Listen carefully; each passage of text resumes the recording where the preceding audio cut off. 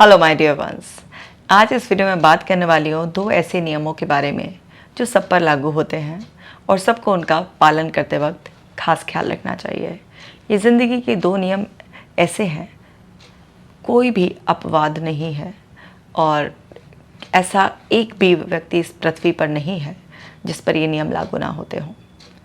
अगर आप इन नियमों को समझ गए और अच्छे से पालन करना सीख गए तो आपकी ज़िंदगी खुशियों से भर जाएगी और ये बात अतिशयोक्ति नहीं रहेगी आपके लिए कि हर वक्त खुश रहा जा सकता है।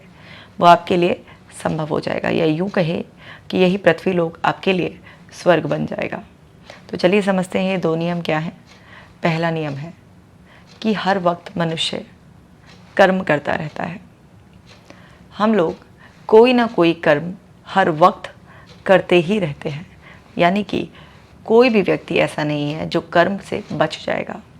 जब आप कर्म से बच ही नहीं सकते हैं तो क्यों ना अपने कर्म को सही से किया जाए, सही दिशा में किया जाए और पूरी लगन, पूरे निष्ठा विश्वास के साथ जब भी आप कोई कर्म करेंगे तो वहाँ पर उसका अच्छा फल आपको मिलेगा ही। अगर आप इस बात को समझ गए कि हर वक्त आप कर्म क्षेत्र में ही हैं तो आपके अंदर जो भी खराब कर्म है, जैसे अगर कोई इंसान है आलस की तरह, मतलब आलस उस पर हावी हो गया है और वो ना पड़ा है बिस्तर में, तो ये भी एक कर्म ही है। वो ये ना सोचे कि वो कुछ नहीं कर रहा है इस वक्त, वो उस वक्त आलस में पड़ा है, आराम कर रहा है, तो ये भी एक कर्म ही है, यानी कि एक्शन है। आप अगर अपना लक्ष्य बनाकर उसके प्रति समर्पित हैं, कोई ना कोई कुछ ना कुछ एक्शन ले रहे हैं, सिर्फ यही एक एक्शन नहीं होते। अगर आप खाली भी बैठे हैं, केवल मन ही मन के स्तर पर आपके अंदर कुछ चल रहा है, तो ये सब भी सब कुछ कर्म के क्षेत्र में ही आते हैं, एक्शन है। आपको अपने हिस्से के कर्म तो करने ही पड़ेंगे। ये जीवन आपका है, आपके लिए आप ही को कुछ करना पड़ेगा। कोई दूसरा अगर आपके लिए कुछ करेगा तो वो सिर्फ आपका सहयोग करेगा। और यहीं पर दूसरा नियम आ जाता है, और वो नियम है कि हम सब दूसरों के सहयोग से ही जीते हैं, दूसरों के सहयोग से ही आगे बढ़ते हैं। अब देखिए, मैं आपके सामने हूँ, अच्छी सी मैंने ड्रेस पहन रखी है, हाथ में घड़ी पहन रखी है, इधर ब्रेसलेट पहन रखा है, ये एक कैमरा है जिससे मैं ये वीडियो रिकॉर्ड कर रही हूँ, यहाँ पर कैमरामैन भी है जो मेरी वीडियो रिकॉर्ड कर रहा है। तो ये सब कितना कंट्रीब्यूशन है। अगर किसी ने ये घड़ी ना बनाई होती तो क्या मैं आज ये घड़ी पहन पाती? मैंने तो नहीं बनाई है, मैंने तो सिर्फ ली है। ये ड्रेस किसी ने तो डिज़ाइन की है, उसका कंट्रीब्यूशन, उसका सहयोग है, तभी तो मैं ये ले पाई। मैंने तो कोई कपड़े की खोज नहीं की, मैंने तो इस डिज़ाइन की खोज नहीं की, मैंने तो बनाया नहीं है। तो हम हर वक्त दूसरों के सहयोग पर ही निर्भर करते हैं। हम लोग लेकिन उन्हीं लोगों को सहयोगी मानते हैं अपने जीवन में, जैसे जन्म माँ बाप के ज़रिए हम पैदा हुए, जो हमारे भाई बहन हैं या जो हमारे क्लोज़ लोग हैं, तो हमारे उस पर वो 10 20 50 60 लोगों का नाम होता है जीवन भर में कि इन लोगों ने मुझे कंट्रीब्यूट किया। नहीं, केवल वही लोग नहीं, अनगिनत लोग आपको हर पल कंट्रीब्यूट कर रहे हैं, तब आपका जीवन आसान है। इसीलिए कहा जाता है हमेशा कि आपको हर वक्त हर चीज़ के लिए ग्रेटफुल रहना है, क्योंकि जो भी कुछ आज आपके जीवन में आसान है वो किसी न किसी की खोज है, किसी न किसी का सहयोग है। चाहे वो आप लाइट का इस्तेमाल कर रहे हो, या फिर कोई स्वादिष्ट भोजन आप खा रहे हो, कोई अच्छे कपड़े पहन रहे हैं, कुछ भी, हर चीज़ सहयोग पर चल रही है। तो जितना अच्छा हम एक दूसरे को सहयोग करेंगे, जितना अच्छा हम बॉन्ड बनाएंगे, जितना हम लोगों के लिए ग्रेटफुल होंगे, जितना यूनिटी से हम रहेंगे, जितना लोगों को हम एम्पैथी के रिस्पॉन्स से अंडरस्टैंड करेंगे, उतना ज़्यादा हमें ये जीवन जीने में मज़ा आएगा। तो दो नियम हुए कि हर वक्त कर्म चलता रहता है, निरंतर है, कोई ना कोई कर्म आप हर वक्त कर रहे होते हैं। तो अगर आप अपने कर्मों को सुधार लें, अच्छे कर्म करें जहाँ तक हो सके। अब 100% तो आप अच्छे कर्म नहीं कर पाएंगे क्योंकि मनुष्य जीवन की एक सीमितता है, लेकिन जहाँ तक हो सके, जहाँ तक आप अपने आप को होश में रख सकें, जहाँ तक उस होश में रहकर आप अच्छे कर्म कर सकें, ज़रूर कीजिए। और दूसरे लोगों से सहयोग लेने में कभी हिचकिए मत, देने में भी कभी मत हिचकिए। और जितना ज़्यादा कंट्रीब्यूट कर सकेंगे उतना ज़्यादा कंट्रीब्यूशन मिलेगा, आपको भी मिलेगा, आपके आने वाली पीढ़ियों को भी मिलेगा। कभी किसी ने किसी चीज़ की खोज करते वक्त ये सोचा होता, अरे मैं तो दुनिया से चला जाऊँगा, मैं क्यों इतनी मेहनत करूँ, तो इतनी सारी खोजें हुई नहीं होती। लेकिन कुछ भी अच्छा आप खोज रहे हैं, चाहे डे टू डे में कुछ भी ना ऐसे अच्छा कुछ भी, जैसे मान लीजिए घर की हमारी माएँ ही होती हैं, कोई नई डिश की खोज की उन्होंने, अच्छा इसमें ये मिला देती हूँ, इसमें ये अलग अलग कॉम्बिनेशन से कुछ नई चीज़ बनाई, तो वो भी उनकी खोज का क्रेडिट है। लेकिन हम बड़ी बड़ी खोजों को तो बहुत क्रेडिट देते हैं ना, कि किसने, एडिसन ने बल्ब को खोजा था तो हमने क्रेडिट दे दिया है, ग्रेविटी का नियम न्यूटन ने, वो तो हमने क्रेडिट दे दिया, बड़े बड़े चीज़ों को क्रेडिट देते हैं। लेकिन हर दिन अगर आप देखो, लोगों की नेचर में होता है कि कुछ ना कुछ नया करना, तो नई नई खोजें छोटे छोटे लेवल पर भी लोग करते रहते हैं, उनके लिए हम कभी ग्रेटफुल नहीं होते हैं। आपको ये समझना होगा, यहाँ पर पृथ्वी लोक पर खुशहाल रहने के ये दोनों नियम बहुत अच्छे से पालन करने होंगे। देखिए, मैं मेंटल हेल्थ के फील्ड में काम करती हूँ, मेरे पास मनोवैज्ञानिक समस्याओं से जूझते हुए लोग आते हैं, मैं तमाम केसेस देखती हूँ, नॉन स्टॉप बिज़ी रहती हूँ, फिर भी बिज़ी शेड्यूल में से टाइम निकालती हूँ, वीडियोस रिकॉर्ड करती हूँ। तो एक अच्छे कर्म का प्रयास किया जा रहा है, जिससे लाखों लोगों को घर बैठे ही फ़ायदा भी हो रहा है। मेरे को भी बहुत लोगों ने सहयोग किया, मैं भी अपने हिस्से का सहयोग कर रही हूँ। इसी तरीके से आप भी अपने अपने लेवल पर बहुत सारे कर्म कर रहे होंगे, बहुत सारे लोगों को सहयोग कर रहे होंगे और बहुत सारे लोगों से सहयोग ले रहे होंगे। जो भी अपने कर्म की शक्ति को पहचान लेता है कि कर्म से आप अपने जीवन को और दूसरे के जीवन को खुशियों से भर सकते हैं, और जितना आप लोगों के लिए कृतज्ञ रहेंगे, जितना आप लोगों को सहयोग करेंगे, उतना आपको सहयोग मिलेगा। उससे आप संतुष्ट रहते हैं, खुशहाल रहते हैं। जितना आप बांटते हैं उससे कई गुना आपको मिलता है। ये संसार का, प्रकृति का नियम है। आपको समझना होगा कि अगर आपने दूसरे लोगों का सहयोग करना सीख लिया, दूसरे की खुशी में खुश रहना सीख लिया और शिकायतों को जिम्मेदारी से परख लिया और आपने जिम्मेदारी मानकर अपने अच्छे कर्म किए, तो कोई भी मनोवैज्ञानिक समस्या आपको छू भी नहीं पाएगी, बिल्कुल भी छू नहीं पाएगी। कोई भी मनोवैज्ञानिक समस्या किसको होती है? उस इंसान को होती है जो सहयोग मिले मिले मिले देना ना पड़े, उसको होती है। जो अपने कर्म की शक्ति को नहीं पहचानता और वो इस अज्ञानता में जीता है कि बस मुझे कुछ करना ना पड़े, मुझे सब कुछ अपने आप ही हुआ है मिल जाए, या जो कर्म को सही दिशा में नहीं करता है, जो आलस में पड़ा रहता है, जो किसी भी तरीके के गलत कर्मों में इन्वॉल्व हो जाता है, उसको सज़ा मिलती है। क्योंकि ये प्रकृति सज़ा भी देती है, जितना मज़ा देती है ना, जितना सब कुछ सुख सुविधाएं बना रखी हैं हमारे लिए, प्रकृति ने इतना प्यारा इंतज़ाम कर रखा है, फिर यही प्रकृति जब सज़ा देने पर आती है तो बहुत भयंकर सज़ा देती है। क्योंकि आपके मस्तिष्क पर प्रकृति का नियम लागू होता है, जो बोते हो सो पाते हो। तो खुश रहने का बहुत ही आसान सा मूल मंत्र है, इन दोनों नियमों को अच्छे से याद कर लीजिए। तो आज से आपको अपने हर एक्शंस के लिए माइंडफुल रहना है, क्योंकि कर्म तो आप हर वक्त कर ही रहे हैं, बस उसे सही करना है। तो अब वो सही गलत मेरे हिसाब से अलग और आपके हिसाब से अलग हो सकता है, उसमें वेरिएशन हो सकते हैं। ज़रूरी नहीं है कि मेरा सही है हमेशा ही आपका सही हो, लेकिन एक जनरल सही होता है, तो उस दायरे में ज़रूर हो। अब ये नहीं हो कि अच्छा जी मेरे हिसाब से तो ये सही है कि रात को मुझे तो 12-1 बजे बहुत तेज़ लाउड स्पीकर चलाना है, तो मुझे तो ये सही लगता है, तो ये तो मेरा एक्शन सही है, मुझे तो 12-1 बजे बहुत तेज़ म्यूज़िक चलाकर नाचना है, मेरी ज़िंदगी है, मेरी मर्ज़ी है। तो यहाँ पर दूसरा नियम, दूसरे लोगों के सहयोग का नियम, वो विरोधाभासी हो जाएगा। तो आपको जो अपना सही डिसाइड करना है, वो दूसरे नियम को ध्यान में रखकर भी आपको उसका सही और गलत का पैमाना आपको देखना है कि ठीक है, आपको एंजॉय करना है, रात को 12-1 बजे भी लाउड म्यूज़िक चलाना है, आपको ऐसा एक्शन लेने का मन कर रहा है, लेकिन कहीं वो ऐसा तो नहीं दूसरे नियम के खिलाफ हो जाएगा?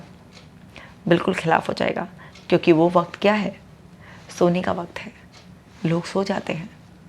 आप उनको सहयोग करने की बजाय उनके विरोध में खड़े हो जाएंगे, तो वहाँ पर फिर से बेचैनी हो जाएगी, लड़ाई झगड़ा होगा, जो भी आपकी वजह से डिस्टर्ब होगा वो ऑब्जेक्शन करेगा इस बात का।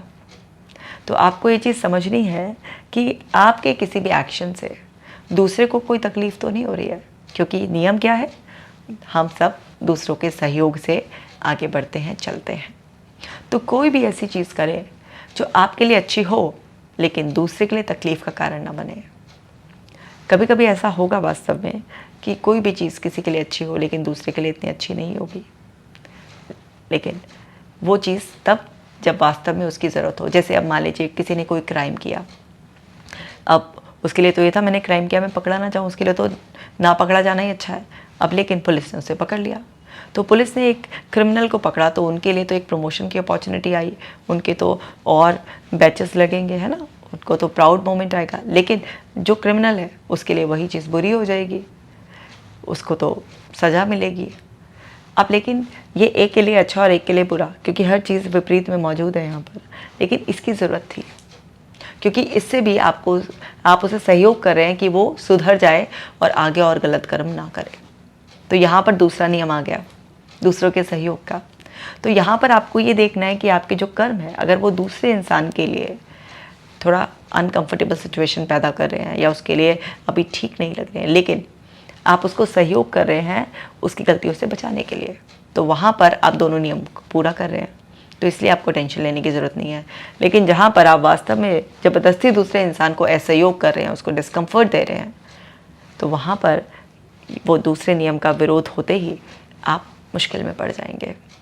तो आपको ये चीज़ समझनी है कि बस इन दो नियम के साथ आप कंपैटिबिलिटी बिठा लीजिए।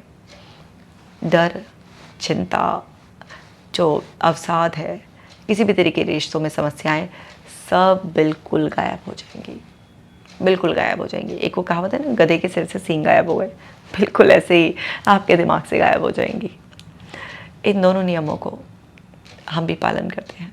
हाँ, कभी कभी चूक हो सकती है, किसी से भी हो सकती है। मैं ये नहीं कहूँगी कि मैंने बहुत परफेक्टली पालन कर लिया, लेकिन बहुत हद तक, इतने हद तक कि मैं संतुष्ट हूँ, पालन करती हूँ। और जैसे जैसे मेरी समझ, उम्र बढ़ती जा रही है, वैसे वैसे इन नियमों का और ध्यान रखती जा रही हूँ, और वैसे वैसे जीवन में खुशियाँ बढ़ती जा रही हैं, वैसे वैसे जीवन की समस्याएं गायब हो गई हैं। ऐसा लगता है कि ईश्वर की विशेष कृपा है। ये विशेष कृपा मेरे जीवन में या कुछ चंद लोग जो इन नियमों का ध्यान रखते हैं उनके जीवन में नहीं, आपके जीवन में भी विशेष कृपा हो सकती है। बस ध्यान यही रखना है।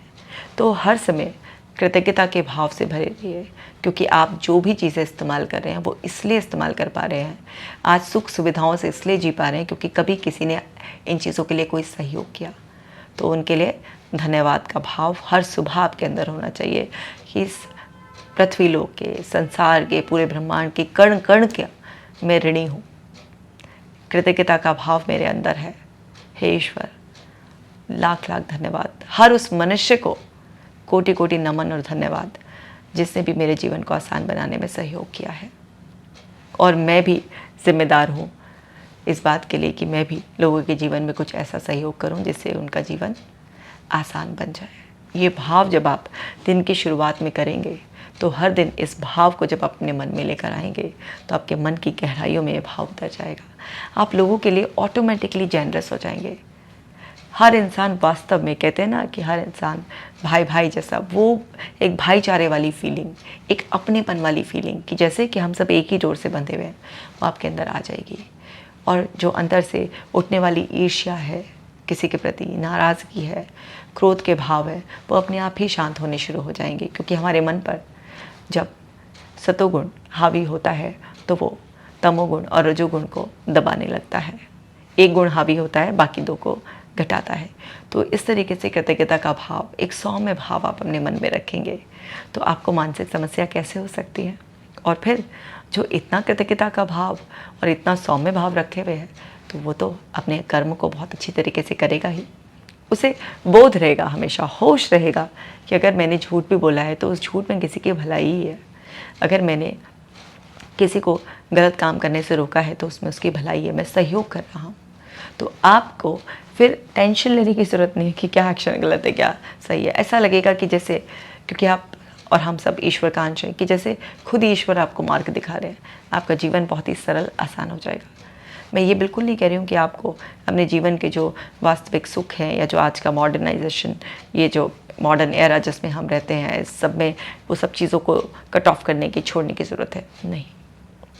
आप जैसे अपने सुख सुविधाओं के साथ रहते हैं आप वैसे ही रहें। बस इन 2 नियमों का बहुत खास ख्याल रखें। तो जिस भी तरीके का आप काम करते हैं, जिन भी लोगों के बीच में आप रहते हैं, जिनसे दूर भी रहते हैं, उन सब के साथ एक बहुत ही परफेक्ट साइकोलॉजिकल कॉम्बिनेशन आप बना पाएंगे। और आज के मॉडर्न युग, जिसको कलयुग भी कहा जाता है, उसमें भी आप सतयुग जैसे मज़े ले लेंगे। तो समझने वाली बात जो यही है कि प्रकृति के नियमों का पालन करने वाला ही सुखी रह सकता है। अगर आप भी सुखी रहना चाहते हैं तो बस इन 2 नियमों का पालन कर लीजिए और आप बहुत ही ज़्यादा खुश रहेंगे, क्योंकि कर्मों के अनुसार फल तुरंत मिलता है। आपने अगर अभी अपनी गाड़ी कहीं टक्कर मारी तो हाथ के हाथ आपकी चोट लगेगी ना, ऐसा थोड़ी ना होगा कि आपको जो है ना 10 दिन बाद चोट लगेगी। तो कर्मों का फल आपको इसी जीवन में साथ के साथ मिलता रहता है। जो लोक परलोक की और दूसरे स्वर्गलोक की या कहीं और मोक्ष की बात की जाती है, बातें तो वो बनावटी हैं, लेकिन कहीं इसलिए जाती हैं ताकि लोग एक भय के वश अच्छे कर्म करें।